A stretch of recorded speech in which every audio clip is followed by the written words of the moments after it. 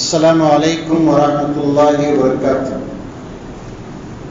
نحمده ونصلي على رسوله الكريم، اما بعد، اعوذ باللہ من الشیطان الرجیم، بسم اللہ الرحمن الرحیم۔ اللهم مالک الملک تؤتی الملک من تشاء وتنزع الملک ممن تشاء وتعز من تشاء وتذل من تشاء بيدك الخير إنك على كل شيء قدير۔ وقال النبي صلى الله عليه وسلم كل المسلم على المسلم حرام دمه وماله وعرضه، رواه ابو داؤد۔ محترم سامعین، سب سے پہلے ہم اللہ تعالیٰ کا شکر بجا لائیں کہ اس نے آج ہم کو تیسری لیلۃ القدر جاگنے کی اللہ سعادت، صحت اور توفیق عطا کیا ہے۔ اللہ سے دعا کریں اللہ ہمارے اس مل بیٹھنے کو، دین کی باتیں سننے کو اللہ قبول فرمائے، ہماری دینی اور دنیاوی ضرورتوں کو اللہ تعالیٰ پوری فرمائے، آمین۔ ہم معاشرے میں نظر ڈالتے ہیں تو ہر انسان کی ایک خواہش ہوتی ہے۔ خواہش کیا ہوتی ہے انسان کی؟ کہ لوگ اس کی عزت کریں، لوگ اس کی تعریف کریں، لوگ اس کے بارے میں اچھا سوچیں، اچھا خیال کریں، اور وہ سوسائٹی میں ایک عزت دار شخص کہلانے کی آرزو اور خواہش رکھتا ہے۔ یہ فطری چیز ہے، ہر آدمی کی یہ دلی خواہش ہوتی ہے کہ سوسائٹی میں اس کا نام نیک نامی اس کے مقدر میں آئے۔ اسلام نے اس چیز کی بڑی قدر کی ہے۔ انسان کی جو فطری خواہش ہے، عزت نفس جسے ہم کہتے ہیں، عزت نفس کی، سیلف ریسپیکٹ کی اسلام بڑی قدر کرتا ہے، کیونکہ جو آدمی اپنی عزت آپ نہیں کرتا، سوسائٹی میں اس کی عزت نہیں کی جاتی۔ اس لیے اسلام اپنی عزت کرنے کی تاکید کرتا ہے۔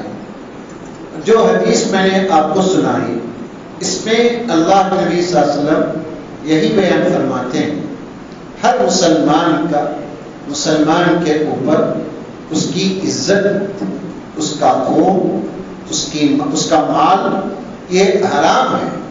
کس طرح سے؟ جس طرح یہ دیکھیے اس کا بیک گراؤنڈ اس حدیث کا، حجۃ الوداع کے موقع پر پیارے نبی صلی اللہ علیہ وسلم جو خطبہ دیتے ہیں، اس خطبے میں آپ صلی اللہ علیہ وسلم فرماتے ہیں، لوگوں مجھے بتاؤ کہ آج کیا دن ہے؟ تو لوگوں نے کہا کہ یہ پہلے پوچھتے ہیں آپ یہ کون سا شہر ہے؟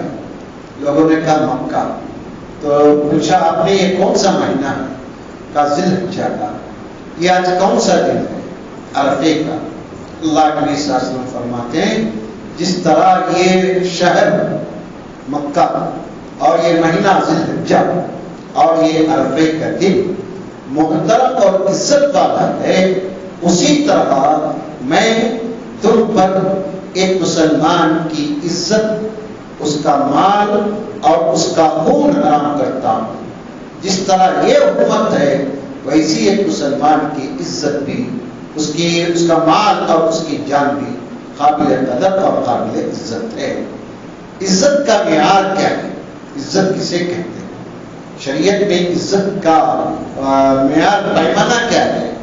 دنیا والوں کو پوچھیں عزت کسے کہتے ہیں تو لوگ کہیں گے اچھے پوسٹ، اگر نوکری کرنے والے ہیں، اچھی پوسٹ، اچھا لباس، اچھی بیوی، اچھا بنگلہ، اچھی سواری، یہ عزت کا معیار ہے۔ ایک بزنس مین سے پوچھیں، اس کے ایک کیا ریزرویشن سے وہ اپنی عزت سمجھتا ہے۔ ہر آدمی کا کچھ نہ کچھ دنیا میں ایک عزت کا معیار قائم ہے۔ یہ کوئی پائیدار معیار نہیں ہے، یہ کوئی رہنے کی چیز نہیں ہے۔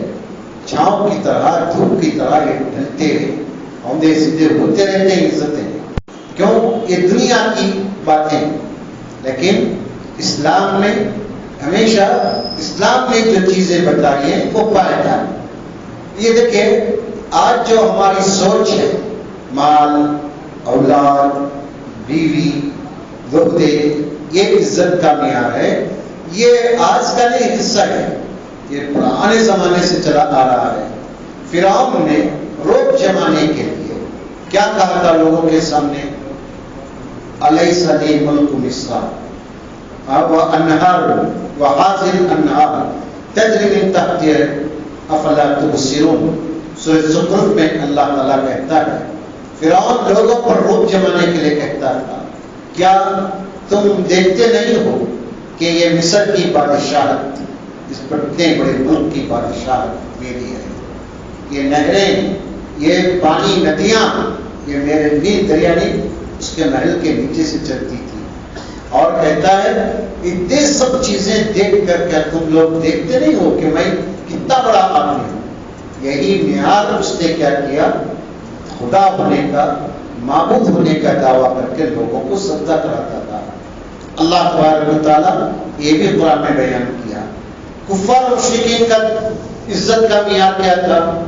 وہ لوگ کہتے تھے، مکے کے لوگ کہتے تھے نحنو اکثر اموال و ولدا، کہتے تھے ہم اپنے معاشرے میں سب سے زیادہ مال والے ہیں، سب سے زیادہ اولاد ہماری ہے. وما نحن بمعذبین. محمد جو تم باتیں کر رہے ہو، قیامت آئے گی، قیامت میں عذاب آئے گا، قیامت میں پوچھتاچھ ہوگی، سب نہیں ہونے کی باتیں. وما كنا معذبین، ہم کو عذاب اور سزا ہونے کا نہیں. کیوں؟ اس لیے کہ ہم دنیا میں مال والے ہیں، اس لیے کہ ہمارا خاندان بڑا ہے، ہمارے بچے ہیں زیادہ، اس لیے ہم عزت والے ہیں. عزت والوں پر کوئی ہاتھ نہیں ڈال سکتا. یہ اس کا دعویٰ، یہ مکے والوں کا دعویٰ تھا. حضرت موسیٰ علیہ السلام پر لوگوں نے جو اعتراضات کیے، ان اعتراضات میں کیا تھا؟ فَلَوْلَا أُلْقِيَ عَلَيْهِ أَسْوِرَةٌ مِّن ذَهَبٍ. لوگ کیا کہتے تھے؟ موسیٰ جیسا تم کہتے ہو کہ تم نبی ہو تو چاہیے یہ تھا کہ تمہارے پاس سونے چاندی کے کنگن ہوتے، یا ملائکہ کی ایک لمبی قطار ہوتی جو ہم کو یہ کہتی کہ یہ نبی ہیں، یہ رسول ہیں، ان کی بات مانو، ان کی بات سنو. تو اس وقت سوچ سکتے تھے. اس وقت تمہاری دولت کو دیکھ کر، تمہارے کیا پوزیشن سوسائٹی میں دیکھ کر سوچ سکتے تھے کہ تمہارے نبوت کے بارے میں. نہ تمہارے پاس کوئی دولت ہے، نہ تمہارے پاس باغات ہیں، نہ تمہارے پاس سونا چاندی ہے، تو پھر ہم کیسے تم کو نبوت کا مانیں؟ دیکھیں قرآن مجید میں اللہ تبارک و تعالیٰ کئی واقعات بیان کیا، بنی اسرائیل کے زیادہ بیان کیا.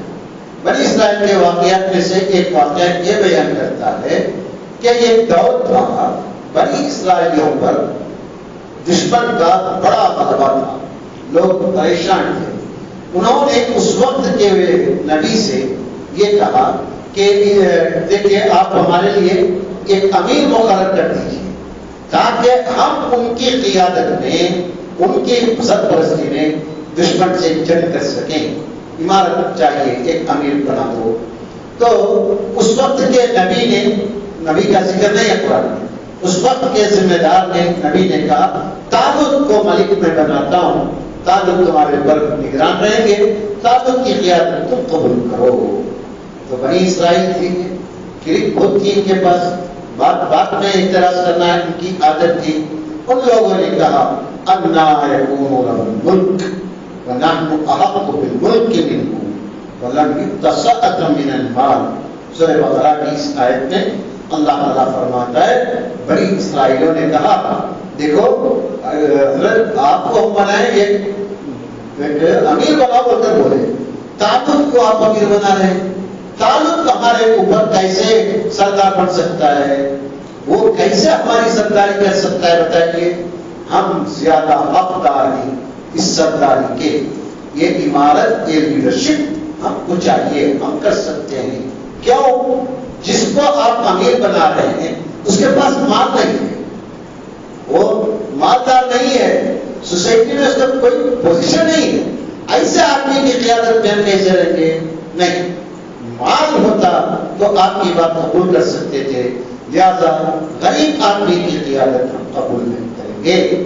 یہ دنیا والوں کا سرداری کا معیار تھا. پھر ہم یہ بھی دیکھتے ہیں کہ اللہ تبارک و تعالیٰ کلام پاک میں عزت کا معیار بیان کیا. عزت کسے کہتے ہیں؟ عزت کس کے پاس ہے؟ اللہ تعالیٰ سورہ آل عمران کی اس آیت کریمہ میں یہی بیان کرتا ہے، اللہم مالک الملک، اے اللہ تو ہی بادشاہ دینے والا ہے، تو تل ملک من تشاء، یہ عزت، یہ بادشاہ، یہ سرداری جسے تو چاہتا ہے اس کو عطا کرتا ہے، اور تنزل ملک ممن تشاء، اور جس سے چاہتا ہے چھین لیتا ہے. ہم دیکھتے ہیں ہر جگہ پر یہ ہر ملک میں ہوتا ہے، 5 سال حکومت کرتے ہیں، 5 سال کے بعد چھین جاتا ہے. ہم سمجھتے ہیں کہ ہمارے اور سرکار ہیں. اللہ تعالیٰ کی قدرت بھی ہے، دلوں کو پھیرنے والا اللہ تعالیٰ ہے. ووٹ ڈالتے ہو کسی کی بٹن دبانے کا آخر مومنٹ میں دبا پلٹ گیا، کسی کی دبا کرا گئے، تو یہ اللہ تعالیٰ کی طرف سے ہوتا ہے. اس لیے اللہ تعالیٰ یہ عقیدہ ہمارا بٹانا چاہتا ہے، یہ بادشاہت، یہ سرداری، یہ قیادت، یہ اللہ تعالیٰ کا کام ہے. اللہ جس کو چاہتا ہے عطا کرتا ہے، جس سے چاہتا ہے چھین لیتا ہے. تو ہم اب یہاں سوال پوچھ سکتے ہیں، کیا اب جو سرداری چل رہی ہے آج کل کے ماحول میں، ملک کا نام لیے بغیر سب سمجھدار آڈینس ماشاء اللہ، تو کیا اللہ تعالیٰ بھی یہ پسند ہے؟ تو اس کا جواب اسلام یہ دیتا ہے، جب انسان اللہ تعالیٰ کی نافرمانی کرنے لگے گا، کھلے طور پر انسان اللہ تعالیٰ کے احکام کو توڑے گا، تو اللہ تعالیٰ ان پر ایسے حکمرانوں کو مسلط کرے گا جو ان پر رحم نہیں کھائیں گے، جو ان پر شفقت نہیں کریں گے، جو ان کو لوٹیں گے، جو ان کو ڈرائیں گے، جو ان کو دھمکائیں گے.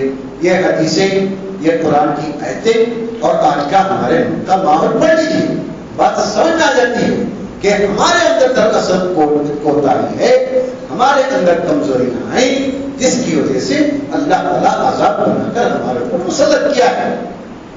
جب تک ہم اپنی غلطیوں کی اصلاح نہیں کریں گے، ہم اپنی زندگی میں اسلام کو نافذ نہیں کریں گے. ہم دیکھیں، ایک بات یہ ہے کہ حکومت قائم کرنا، حکومت چلانا، اسلامی اسٹیٹ بنانا، یہ بہت دور کی بات ہے. کرنا چاہیے وہ سب چیزیں، لیکن میں اپنے گھر میں اسلامی شریعت پر چلنے پر کیا حرج ہے؟ مجھے کون روک سکتے ہیں؟ میں کیا برتھ ڈے بنانا ضروری ہے؟ کیا برتھ ڈے منانا ضروری ہے؟ کیا میرج اینیورسری کرنا ضروری ہے؟ کیا شریعت کا قانون ہے؟ کیا شریعت میں اس کی اجازت ہے؟ پھر کیوں میں عیسائی کے نقش قدم پر کیوں چل رہا ہوں؟ میں اپنی پوتی کا برتھ ڈے بھی مناتا ہوں، میں اپنے بچوں کی شادی کی سالگرہ بھی مناتا ہوں، میں مسلمان بھی ہوں، اہل حدیث بھی ہوں، ہر چیز میں کروں گا. پھر میں چاہتا ہوں کہ میں سکون اور اطمینان سے رہوں.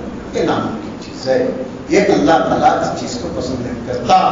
ہمیشہ یاد رکھیے، ہمارے گناہ، ہماری غلطیاں، ہماری کوتاہیاں سزا بن کر اللہ تعالیٰ کو حکمران نصیب کرتا ہے. اس کی وجہ سے ایک دور آئے گا، اس سے پناہ مانگیے. اللہ نبی فرماتے ہیں ایک دور ایسا آئے گا، آدمی دعائیں کرے گا، گڑ گڑائے گا، روئے گا، لیکن اللہ تعالیٰ اس کی دعا کو قبول نہیں کرے گا. کیوں؟ اس لیے کہ دعوت کا کام چھوڑ دیے ہوں گے، تبلیغ کا کام چھوڑ دیے ہوں گے. جہاں تک چلتا ان کے گھر میں، ہمارے گھر میں، ہمیں کئی کسی کے گھر میں دخل دینا، ہماری آنکھوں کے سامنے منکر ہوتے رہیں گے، لیکن ہماری جرأت نہیں ہوگی بولنے کی. جب ایسا دور آئے گا تو سمجھیے کہ یہ ہمارے لیے بہت ہی منحوس دور ہوگا، کیونکہ اس دور میں دعائیں قبول نہیں کی جاتی ہیں. اس لیے اللہ تعالیٰ بیان کیا بادشاہت کا معاملہ، یہ سرداری کا معاملہ، عزت کا. دیکھیں تو اس من تشاء، اللہ تو جس کو چاہتا ہے عزت سے نوازتا ہے، وہ ذل من تشاء، جس کو چاہتا ہے ذلیل کرتا ہے. بیدک الخیر، بید بھلائی، اے اللہ تیرے ہاتھ میں ہے، تو ہر چیز پر قدرت رکھتا ہے. اور یہ بھی کہا قرآن مجید میں اللہ تعالیٰ ایک بات کھلے الفاظ میں کہتا ہے، کانا من کانا یرید العزت فللہ العزت جمیعا. دیکھیں سورہ فاطر کی آیت، اللہ تعالیٰ کہتا ہے لوگوں دنیا میں عزت کمانا چاہتے ہو، آخرت میں عزت کمانا چاہتے ہو، ایک بات یاد رکھو، عزت اللہ کے پاس ہے، عزت اللہ کے پاس ہے. دنیا والوں کے پاس نہیں ہے. کہ من کانا یرید العزت، جس کسی کی خواہش ہے جو چاہتا ہے عزت حاصل کرنا، فإن العزت للہ، اللہ کے پاس عزت ہے. جمیع پوری کی پوری عزت. ہم یہ بھی دیکھتے ہیں کہ اسلام کی ابتدائی دور کو یاد کیجیے. اسلام کے ابتدائی دور میں چاروں طرف مکہ میں مسلمانوں کو گھیر کر ستایا جاتا تھا، ڈنڈا کیا جاتا تھا. شیب ابی طالب پہ قید کیا گیا. 3 سال کتنے سخت سال گزرے اللہ نبی صلی اللہ علیہ وسلم پر. آپ صلی اللہ علیہ وسلم کو ماننے والے اور آپ کا پورا خاندان شیب ابی طالب کی گھاٹی میں جا کر قید ہو گئے. نہ مسلمانوں سے لین دین تھا، نہ بات چیت تھی، نہ رشتہ تھا، کوئی بھی چیز نہیں تھی. ایسے حالات تھے. بعض لوگوں کا شاید یہ خیال ہوا ہوگا کیوں نہ ہم ان لوگوں کے ساتھ دوستانہ تعلقات قائم کر لیں، کیوں نہ ان کے ساتھ اچھے تعلقات بنا لیں تاکہ ان کی سختیاں یا ہمارے بھی کوئی مقام حاصل ہو جائے. انسان فطری طور پر ہوتا ہے. جیسے یہ سب سیرت پڑھتے ہیں اور آج کا ہمارا ملک دیکھتے ہیں تو عجیب معلوم ہوتا ہے، وہی چیزیں ریپیٹ ہو رہی ہیں. آج دیکھیے حکمران کیا چاہتا ہے، یا میرے طرف آؤ یا تمہارے اوپر چھوڑوں گا، یا میرے پارٹی میں تو تمہارے اوپر کتے چھوڑوں گا. اس طرح کا ماحول ہو گیا ہے. مکے میں بھی یہی تھا، یا تو آ جاؤ واپس یا تو ہماری زیادتیوں کو. اب پیڑھی سیڑھی پیڑھی ہے. اس وقت کیا تھا، سختیاں تھی، مار پیٹ تھی، سب کچھ ہوتا تھا. آج اس سے بڑھ کر ہو رہا ہے. تو اللہ تبارک و تعالیٰ ایسے مسلمانوں کو تسلی دیتے ہوئے کیا کہتا ہے عزت کے بارے میں؟ دیکھیں اللہ تعالیٰ فرماتا ہے وَلَا يَحْزُنْكَ قَوْلُهُمْ إِنَّ الْعِزَّةَ لِلَّهِ جَمِيعًا. اللہ کے نبی صلی اللہ علیہ وسلم، مسلمانوں ایک بات یاد رکھو، ان کے طنز، ان کے تانے، ان کی گالیاں، ان کے باتیں آپ لوگوں کو غم میں نہیں ڈالنا چاہیے. غم نہ کرو. آج مسلمانوں کو کتنی گالیاں دے رہے ہیں لوگ، کیا کیا بول رہے ہیں مسلمانوں کو. یہ فرعون کے دور سے چل رہا ہے.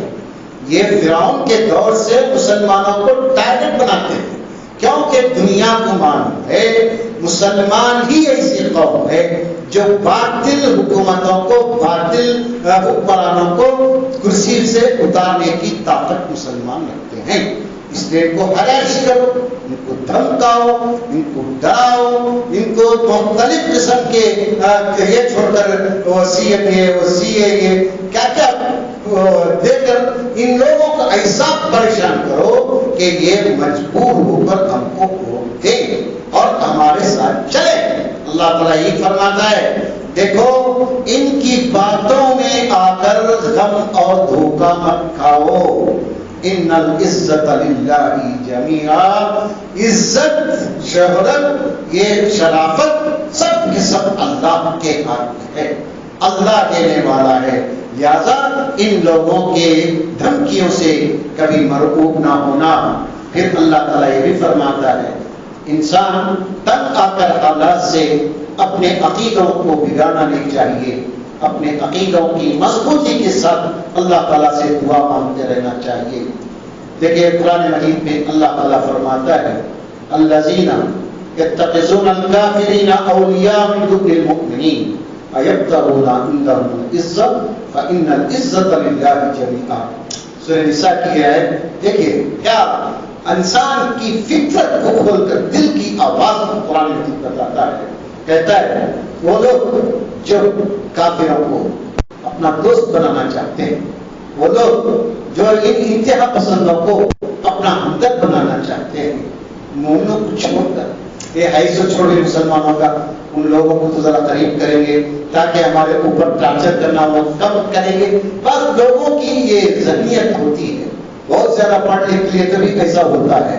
تو اللہ تعالیٰ فرماتا ہے وہ لوگ، یاد رکھو وہ لوگ جو کافروں کے پاس اپنا مقام بنانا چاہتے ہیں، ان کو اپنا ولی بنانا چاہتے ہیں.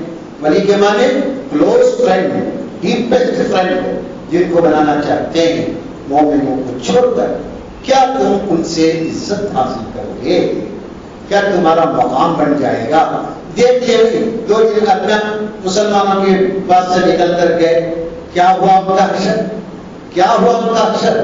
نام بھول رہا ہوں، ایک بڑا آٹھر تھا مسلمان، اس کا حشر کیا ہوا؟ رشدی، سلمان رشدی کا حشر کیا ہوا؟ بنگلہ دیش کی ایک تھی لکھنے والی، اس کا حشر کیا ہوا؟ آج سیاست میں ہمارے کتنے لوگ چھوڑ کر گئے، ان کا حشر کیا ہوا؟ کلپا کی تنکی کی طرح اٹھا کر پھینک دی، کوئی ان کو پوچھنے والا نہیں۔ یاد رکھیے یہی ہوگا جو مسلمانوں کو چھوڑ کر غیروں سے دوستی کاٹنے کی فکر کرتا ہے، اللہ تعالیٰ کہتا ہے عزت حاصل نہیں کر سکو گے۔ کیوں؟ فَإِنَّ الْعِزَّةَ لِلَّهِ جَمِيعًا، عزت شرف سب اللہ تعالیٰ کے پاس ہے، دوسروں کے پاس تم کو حاصل نہیں ہو سکتا۔ اسلام میں عزت کا معیار کیا ہے؟ اسلام عزت کسے کہتا ہے؟ میں تو بتایا ڈیفینیشن دنیا والوں کا کہ مال ہے، عورت ہے، حسب نسب ہے، عہدے ہیں، بینک بیلنس ہے، پوسٹ ہے، یہ سب عزت دنیا کی۔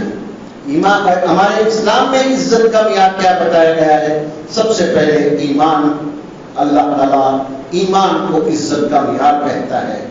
وَلِلَّهِ الْعِزَّةُ وَلِرَسُولِهِ وَلِلْمُؤْمِنِينَ وَلَكِنَّ الْمُنَافِقِينَ لَا يَعْلَمُونَ۔ ایک جنگ سے واپس آ رہے تھے صحابہ، واپس آتے ہوئے ذرا جھگڑا ہوا پانی کی جگہ پر صحابہ کے ٹکرا بھی انصار اور مہاجرین کی۔ انصاری صحابی اپنا زمانے جاہلیت کا نعرہ لگائے، انصاری آ گئے، مہاجر صحابی وہ نعرہ لگائے، وہ بھی آ گئے۔ کلش ہونے کے قریب تھا، اللہ نبی صلی اللہ علیہ وسلم کو معلوم ہوا، آپ صلی اللہ علیہ وسلم پہنچے، رفع کر دیے۔ عبداللہ بن ابی نے کیا کیا؟ دیکھے انصار سے کہتا ہے، دیکھے مہاجروں کو جو پناہ دیے تھے تو آج اس کا نتیجہ بھگتو، کیسے تمہارے اوپر چڑھ رہے ہیں۔ دیکھو تم لوگ ان لوگوں کو پناہ دینے کی وجہ سے آج تمہارے اوپر ہاتھ اٹھانے کے قابل بن گئے۔ منافق تھا، سردار تھا، دراصل اس کی سرداری طے تھی، اس کو بادشاہ بنانے والے تھے مدینے والے۔ اس وقت اللہ نبی صلی اللہ علیہ وسلم ہجرت کر کے مدینہ منورہ پہنچے، تو اس وقت سے اللہ نبی صلی اللہ علیہ وسلم کی دشمنی کرتا تھا۔ یہ ظاہر تو مسلمان تھا، دل میں اللہ نبی صلی اللہ علیہ وسلم کی مسلمانوں کی سخت نفرت تھی اس کے دل میں۔ رئیس المنافقین اس کا خطاب تھا۔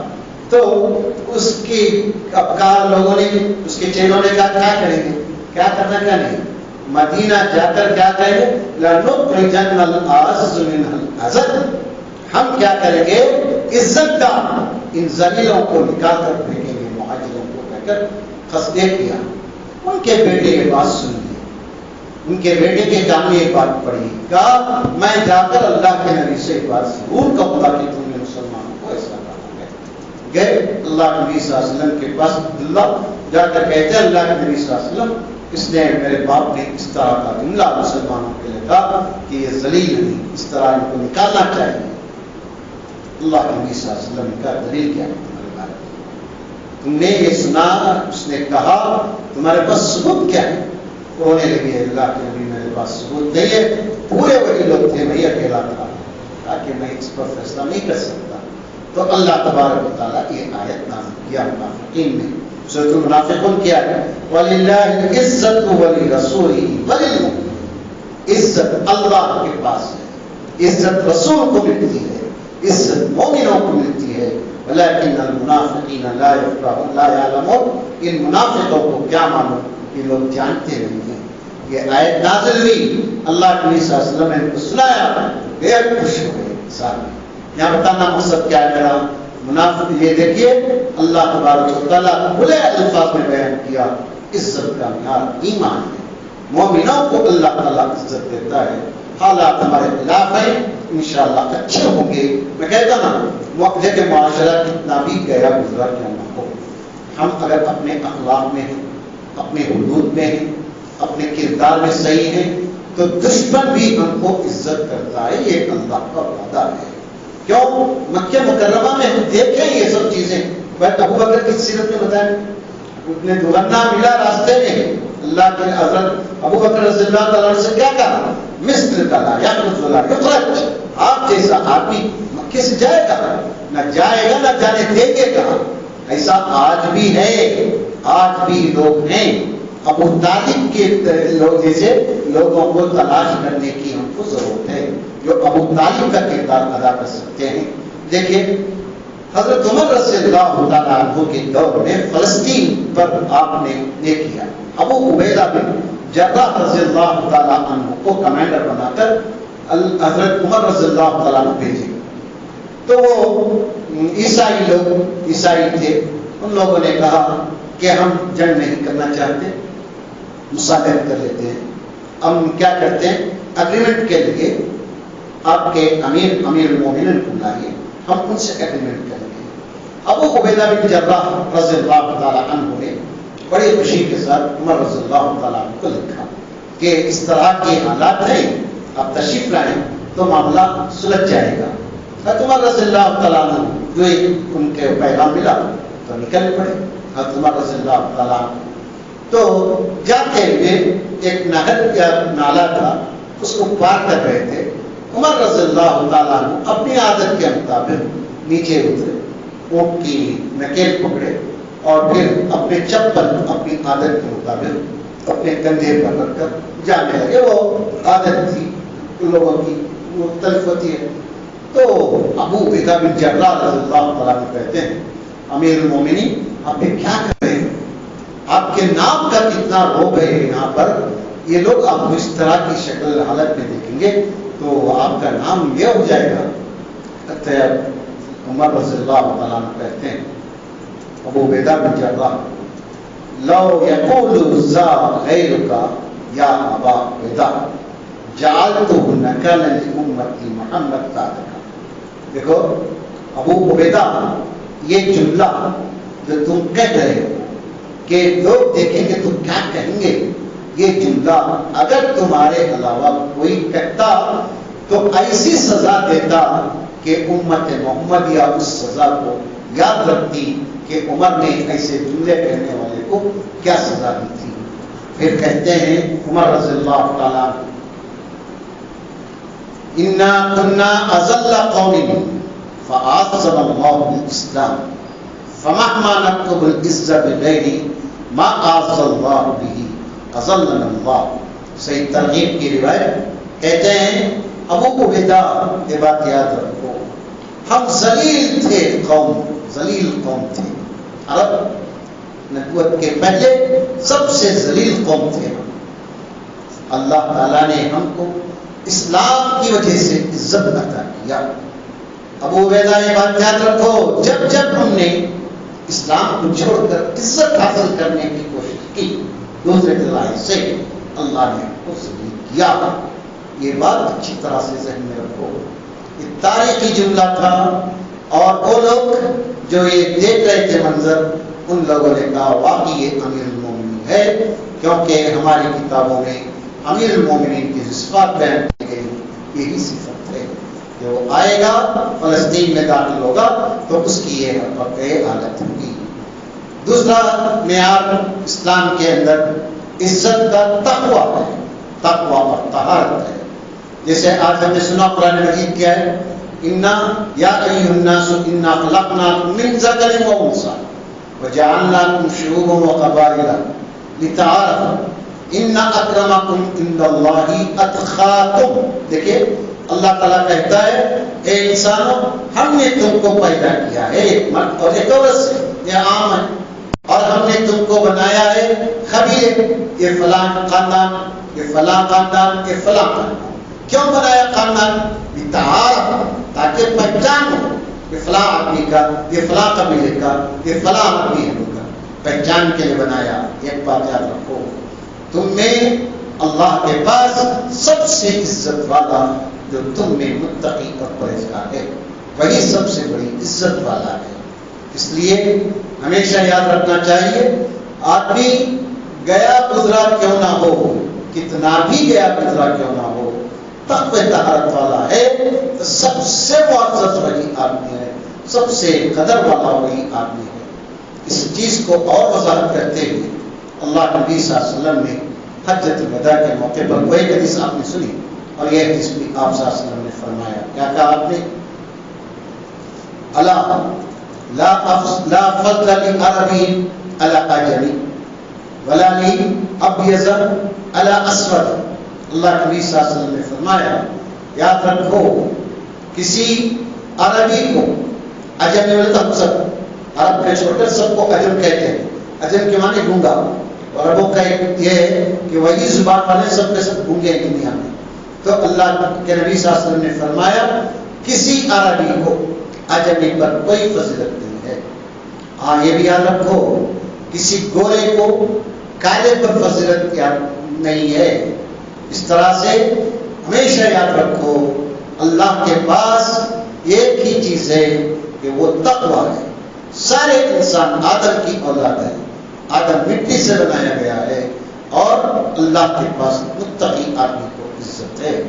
تو اس سے بات معلوم ہوتی ہے عزت کا معیار مال دولت خاندان شہرت نہیں.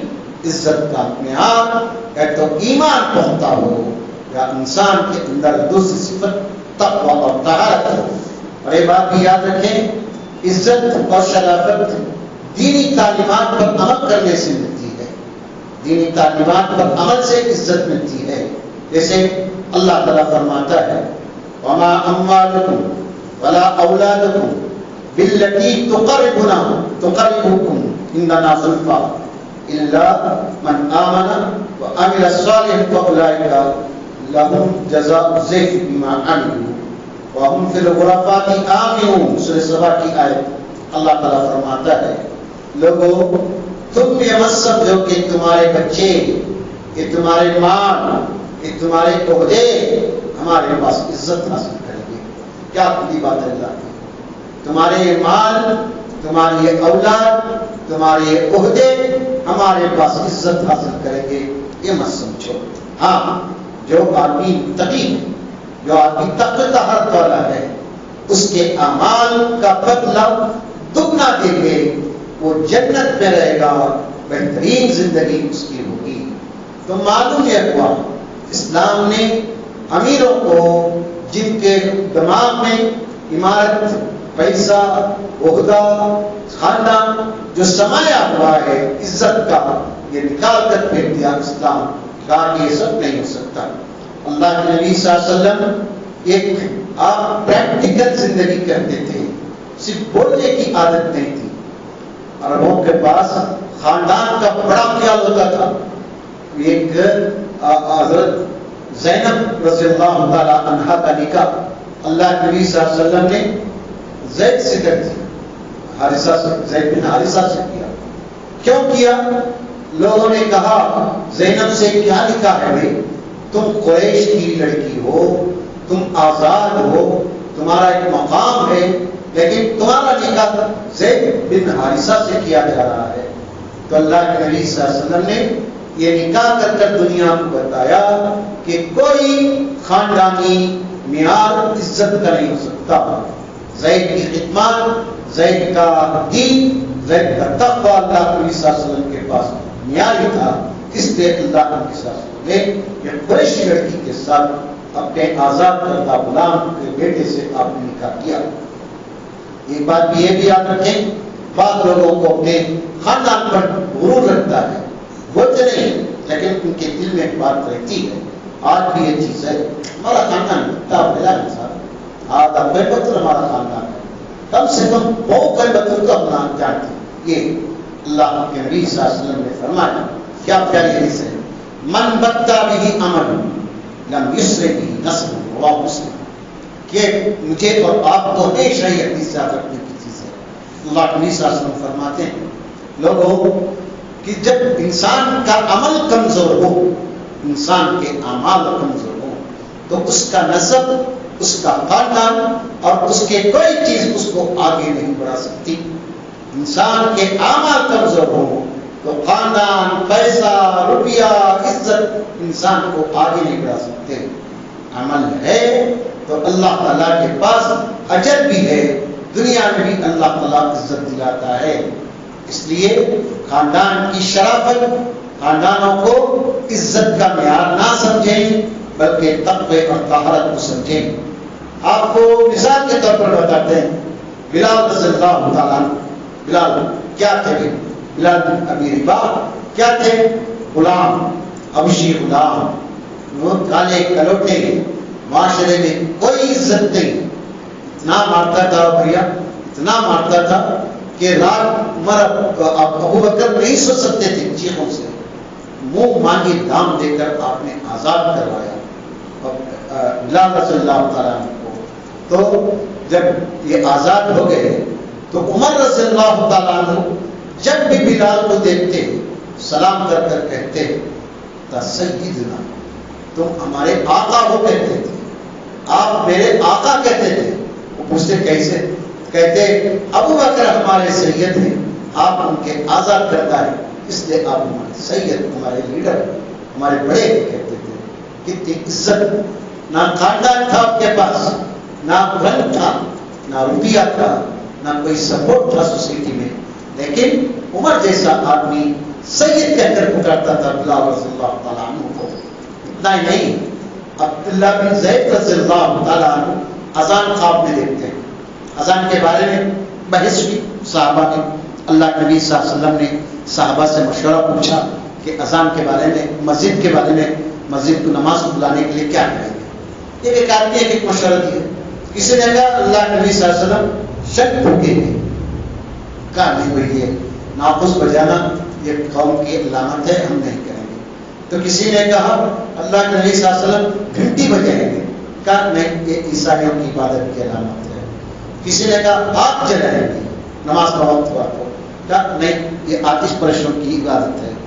تو کہا ایک آدمی اللہ کے نبی صلی اللہ علیہ وسلم ایسا کرتے ہیں نماز کا وقت ہوتے ہی ایک آدمی کو گلی میں بھیجیں گے کہ نماز کا وقت ہوا، نماز کا وقت ہوا، نماز کا وقت ہوا بولنے کے لیے۔ ہاں یہ ہو سکتا ہے، اس پر عمل کرنے کی کوشش کی گئی۔ خواب سب سو گئے۔ عبداللہ بن زید رضی اللہ تعالیٰ عنہ خواب میں ایک آدمی کو جاتے ہوئے دیکھا، اس کے ہاتھ میں چھری تھا خواب میں۔ تو کہا کہ بھائی تم یہ مجھے دے دو۔ تو اس نے خواب میں پوچھا تم کیا کرو گے اس کا؟ کہا کہ ہم اس کو پھونک کر نماز کے لیے بلائیں گے لوگوں کو۔ اچھا اگر میں تم کو اس سے اچھے کلمات سکھائے تو؟ کہا کہ اگر تم اچھے کلمات سکھاؤ گے تو اپنے نبی کے پاس پیش کریں گے اور اس پر عمل کریں گے۔ کہا تو سیکھو، میں جو بولتا ہوں تم بھی بولو۔ تو یہ اذان اللہ اکبر اللہ اکبر اللہ اکبر اللہ اکبر، یہ وہ خواب میں عبداللہ بن زید رضی اللہ تعالیٰ عنہ کو وہ بتائی گئی اذان۔ عبداللہ بن زید پوری پڑھتے گئے، صبح ہوئی، اللہ کے نبی صلی اللہ علیہ وسلم کے پاس پہنچے۔ عبداللہ بن زید نے کہا اللہ کے نبی صلی اللہ علیہ وسلم میں خواب میں ایسا ایسا دیکھا۔ کہا بتاؤ کیا کلمات تم نے سنے؟ تو کہا یہ پوری اذان پڑھ کر سنائیں۔ اللہ کے نبی صلی اللہ علیہ وسلم نے فرمایا یا کہا میں سمجھتا ہوں کہ تمہارا خواب سچا ہے۔ بلال رضی اللہ تعالیٰ عنہ آئے، کہا بلال تم بلند آواز سے کہو، عبداللہ تم آہستہ آہستہ کہو، تم نے جو خواب میں پڑھا ہے سنا ہے وہ کلمات آہستہ آہستہ کہو، بلال تم زور سے کہو۔ یہ شرف اذان کی پہلی اذان اللہ کے نبی صلی اللہ علیہ وسلم جس کو اس شرف عطا کیے وہ بلال نے پہلی اذان دی۔ یہ عزت کا معیار خاندان، مال، عہدے نہیں ہے۔ عزت کا معیار اللہ کے پاس شریعت میں تقوی، طہارت، ایمان، دین پر عمل۔ عزت کسے کہتے ہیں؟ جو آدمی حافظ قرآن ہوتا ہے اسے اللہ تعالیٰ عزت دیتا ہے۔ کیسے؟ آپ کو معلوم ہے جنگ احد میں 70 صحابہ شہید ہوئے۔ اللہ کے نبی اس میں صحابہ اس میں حفاظ بھی تھے، غیر حافظ بھی تھے۔ اللہ کے نبی صلی اللہ علیہ وسلم کیا کہتے ہیں؟ جو اس میں حافظ قرآن کون ہے؟ اللہ کے نبی کو بتایا جاتا ہے یہ حافظ قرآن ہے۔ آپ صلی اللہ علیہ وسلم خبر میں پہلے ان کو اتارنے کا حکم دیتے۔ یہ عزت، یہ معیار، یہ کس کے لیے؟ حافظ قرآن کے لیے۔ ایک نام بھول رہا ہوں ان کا نام، اللہ کے نبی صلی اللہ علیہ وسلم ایک چھوٹے سے صحابی وہ کہتے ہیں کہ ہمارا قبیلہ ایک پنڈت پر تھا، پانی کا سورس تھا، قافلے جاتے ہوئے قیام کرتے، پانی بھرتے، اپنے اونٹوں کو پانی پلاتے جاتے۔ وہ لوگ قرآن پڑھتے تھے۔ ہم سن رکھے تھے کہ مکے میں محمد نام کے نبوت کا دعویٰ کر چکے ہیں، وہ جو پڑھتے تھے مجھے بچہ چھوٹا سا 6 سال کا بچہ وہ کہتا ہے کہ مجھے بہت پسند آتا تھا ان کا پڑھنا، میں ان کے پیچھے پیچھے بہت سارا یاد کر لیا تھا قرآن میں۔ اللہ کے نبی صلی اللہ علیہ وسلم کے پاس سے ہمارے والد آئے تو ہمارے والد سے اللہ کے نبی صلی اللہ علیہ وسلم نے کہا جاؤ تمہارے قبیلے والوں سے کہو کہ ایک وقت پر اذان دے اور ایک آدمی کو امامت کے لیے کرے۔ اللہ کے نبی سے انہوں نے پوچھا اللہ کے نبی کس کو امامت کے لیے کرے؟ کہا اقرأ من کتاب اللہ، جو آدمی قرآن کو زیادہ یاد کیا ہے اس کو قرآن نماز پڑھانے کے لیے کہو۔ تو کہتے ہیں کہ اللہ کے نبی صلی اللہ علیہ وسلم کے حکم پر مجھے امام بنایا گیا جبکہ میں 6 سال کا بچہ تھا۔ آج ہم میں اتنے ہیں، ہم چھوٹا بچہ بھی اگر آتا ہے تو ہم سب اس کے پیچھے سب بستہ کھڑے ہو کر نماز کے لیے امامت چھوڑتے ہیں۔ یہ عزت ہے، یہ معیار ہے، یہ شرافت ہے قرآن پر عمل کرنے کا، قرآن سیکھنے کا، تعلیم پر عمل کرنے کا اللہ تعالیٰ عزت اور معیار رکھا ہے۔ لہذا ہم نوجوانوں کو یہ بات یاد رکھنا چاہیے، دولت چند دنوں کی ہوتی ہے، حسن چند دنوں کا، خاندان پیسہ رہنے تک، دوست جیب گرم رہنے تک، یہ سب چھوٹنے والے رشتے ہیں۔ رشتہ جو مضبوط ہوتا ہے، عزت کا معیار جو مضبوط ہوتا ہے وہ تقویٰ، طہارت اور اللہ تعالیٰ سے قربت ہے۔ اللہ سے دعا کرتے ہیں اللہ تعالیٰ مجھے آپ کو سب کو حقیقی عزت سے جینے کی توفیق عطا فرمائے۔ اللہ تبارک و تعالیٰ ہمارے معاشرے میں قرآن سمجھنے، حدیثوں کو سمجھنے اور اس پر عمل کرنے کی توفیق عطا فرما۔ بچوں کو علم کے لیے دل و دماغ کھول دے، بچوں کی کمائیوں میں خیر و برکت عطا فرما۔ مولا اچھے رشتے دے، مولا آنے والے دنوں میں اچھی حکومتیں فراہم فرما۔ اللہ ہماری مشکلات کو تو بہتر جانتا ہے، ان مشکلات کو دور فرما۔ مولا گرمی کی سختی ہے، جب تک تو بارش نہیں برسائے گا یہ گرمی ایسی رہتی ہے۔ اللہ تو اپنے حکم سے، اپنے فضل سے ہم گنہگاروں پر رحمت کی بارشیں نازل فرما۔ اللہ مسق عبادت و بہائمت وانشر رحمتک واحکی بلدک المجد۔ اللہم اغثنا غیثا مغیثا مریعا مریا نافعا غیر ضار عاجلا غیر عاجل۔ بیماروں کو شفا عطا فرما۔ کتنے ہمارے اپنے بیمار ہیں جو ہم کہہ نہیں سکتے، ان کی تکلیف جو ہے اللہ کو ان کی بیماریوں کو شفا نصیب فرما۔ ہمارے مرحومین ہیں اللہ ہم ان کے لیے دعا ہی کر سکتے ہیں، ہماری دعا ہے ان کے درجات کو بلند فرما، ہماری نیکیوں کو ان کے حق میں صدقہ جاریہ بنا۔ مولا جب تک دنیا میں عزت اور آبرو سے رکھ، جب بھی موت دے تو کلمہ طیبہ پر پاک صاف حالت میں اپنوں کے درمیان موت نصیب فرما۔ آمین یا ذا الجلال والاکرام۔ السلام علیکم ورحمۃ اللہ وبرکاتہ۔